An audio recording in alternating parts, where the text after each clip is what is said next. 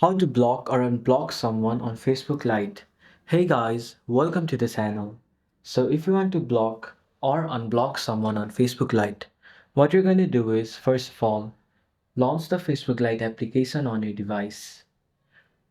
After you do that, in the top right corner of your screen, you can see a three-bar option.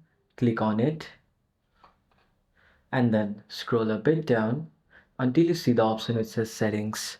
Open settings. Now, what you're going to do is scroll again a bit down and then under audience and visibility, you can see the option which says blocking on the second last. Click on blocking. Now, as you can see, I have not blocked anyone yet. However, if I want to block someone, what I'm going to do is go to the option add to blocked list and then you can either type a name over here of the person you want to block.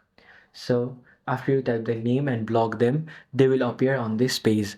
And if you want to unblock them, you have to go to the same process and go to unblocking. Then you'll see the name of the person you have blocked and then you can simply unblock them by clicking there.